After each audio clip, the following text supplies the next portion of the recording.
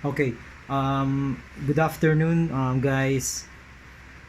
So this will be our first virtual meeting for our subject assessment in learning 2. So before we have our discussion on our first topic, I'd like you to open your course syllabus. So this course syllabus is intended for this COVID-19 pandemic, because we are now in the new normals learning delivery. So we need to revise the syllabus wherein we will be integrating online classes, whether it is synchronous or asynchronous learning. So what I'm doing now is an example of asynchronous learning, because this is not live video, this is not live streaming, this is um, uh, recorded. So that is an example. Recordings is an example of asynchronous learning. This is still a virtual because we are using technology in order to deliver our messages to our audiences. Okay, so the first part of our course syllabus is the logo of our college. As you can see, it is the logo of our college. So I revised this syllabus assessment and learning to last August 3, 2020. Okay, we'll be using this syllabus only for this first term during the academic year 2020 to 2021. Okay, as you can see in the vision mission of the university, we have already integrated the new which was approved by the board of regent. So our vision of the president vision in the university is to become a globally recognized university in a heritage city of Bigan, from to by 2030. And the mission of our president is to produce globally skilled professionals and morally upright professionals instilled with rich cultural values. Okay, so the same yung goal of the college natin, which states that to prepare globally competent teachers imbued with the locals of Philippine education. Okay, so the objectives of our college is aimed to produce teachers who are equipped with concepts, technical and pedagogical and leadership skills, capable of conducting relevant researches aimed of improving the teaching and learning process in coordination with the local and foreign research agencies, and based on the UNP research agenda.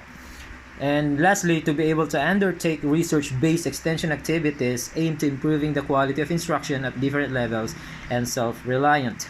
So in the last part, or in the last aim of our last objective of the College of Teacher Education, we are trying to fuse extension and research. Okay, so when we fuse extension and research, we need to make or to conduct extension as basis in the research results. Okay, so yun yung focus natin sa letter C. Then for our BSED program, this was based on the PPST given by CHED. So the BSED mathematics programs aims to produce mathematics teachers who are able to demonstrate in-depth understanding to the development of adolescent learners. Then next is to exhibit meaningful and comprehensive pedagogical content knowledge and analytical and critical thinking skills in mathematics. Then exhibit meaningful and comprehensive pedagogical content knowledge and analytical and critical thinking skills in mathematics. Then the third one is to create and utilize instructional materials in mathematics to enhance teaching and learning, and design and implement varied assessment tools and procedures to measure learners' learning outcomes. Okay, so last meeting I've already given you some tasks, or a task of which I asked you to make ano ba yan? To study our core syllabus. Okay, Then ano pa yung last na pinagawa ko sa inyo? I also let you observe or study the set the contents of this syllabus and raise questions with regards to still the content and to the set classroom policies. Okay, so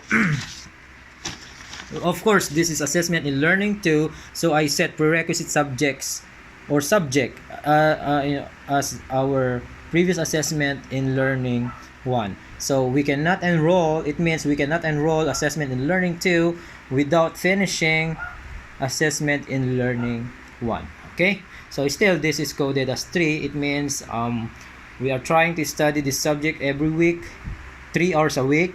Okay, so that means 3 units. Okay, so because we are in the virtual online classroom, I set some important minimum technical skills which is needed for you to at least cope with our present situation. Of course, you should have your Google and Yahoo Mail and Facebook. Okay, then some of the important minimum technical skills that is required in the subject is or are can manipulate desktop, laptop, and cell phone. Knows how to install softwares or applications needed in the virtual class. Knows how to download and send documents. Okay, so these are the 3 important minimum technical skills of which a requirement to be able to cope with the subject in vis-a-vis to the present situation amidst the COVID-19. Okay, so the course description of this is, of course, our subject is the continuation of assessment in learning 1. So this course focuses on the principles, development, and utilization of alternative forms of assessment in measuring, monitoring, and evaluating authentic learning and communicating its results. Okay, it emphasizes how to assess process and product-oriented learning outcomes as well as effective learning. Pre-service teachers will experience how to design, develop, select, and use rubrics and other alternative assessment tools for performance-based and product-based assessment. The course further addresses how to provide accurate and constructive feedback to improve instruction and learner's performance. Okay, so these are the specific learning outcomes of the subject. You will at the end of the course you should be able to demonstrate understanding of the principles of high quality assessment in conceptualizing, organizing, and using authentic assessment techniques in various curriculum. Okay, demonstrate skills in designing, developing, using learner-appropriate, performance-based, product-based, and effective assessment tools in monitoring and evaluating learners' progress and achievement in various curriculum areas. Then the third objective is to demonstrate knowledge and understanding of providing timely, accurate, and constructive feedback to improve learners' performance. Okay? And we have the second to the last one, demonstrate familiarity with various strategies for communicating authentic learning results. Then lastly, demonstrate understanding of the role of assessment data as feedback in teaching learning practices and programs. And 6, we have to demonstrate understanding of how professional reflection on assessment feedback can be used to improve practice. So as you can see in the set learning outcomes in the intended learning outcomes, we are concentrating now to product and performance-based assessment. So in our first assessment subject, which is the assessment in learning 1, we focus on the traditional assessment. So traditional versus alternative. The alternative talks about product-based, authentic assessment, and performance-based assessment. And together with, in addition with the effective way of assessing our students. So we are trying to study, we need to study the affective part of our learning objectives. So how do we assess affective domain? Okay, so this is through rating scale, still scoring rubrics, ano pa, yung mga anecdotal records natin, and so on. But as you can see in the first part of our lesson or our topics, we deal more on authentic assessment. So we will try to define an authentic assessment. What is the purpose of having this, of doing this authentic assessment in our classroom? as a secondary teacher, why as mathematics teachers, why do we need to give authentic assessment to our students? Why not only focusing on traditional assessments, which are paper and pencil tests, such as multiple choice, essay type of test, true or false, identification type of test, enumeration type of test, and so on. Okay, then the second one is, of course, the natures of an authentic assessment and its characteristics. Then why do we use authentic assessment rather than a traditional one? Okay, so but before this one, I'm planning to present first the K to 12 assessment procedures. Okay, so we will try to know more or first about the levels of proficiencies and the levels of assessment. In the K to 12 curriculum, they are now using knowledge, process, understanding, and lastly product or performance. Unlike in our first lessons in our first discussions during our assessment 1, I presented to you the Bloom's taxonomy, which this is our basis as or our guide to decide what assessment to be given to our student.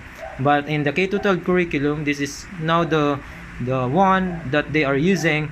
So there are 4 levels of assessment. So the lowest level is knowledge, the second level is process or skills, then the third level is understanding, and last one is the product or performance. Okay, so yung levels of proficiency natin, ito yung sinasabi namin noon na high, very good, excellent, outstanding. Pero in the levels of proficiency, they categorize it as beginning level, developing level, approaching proficiency, proficient, and the highest one is the advanced. Okay, so these are now the levels of proficiency of which the DepEd teachers are now using in interpreting the grades or the marks of our students. Okay, so before we have our formal discussion, let's try to continue first the content of the syllabus.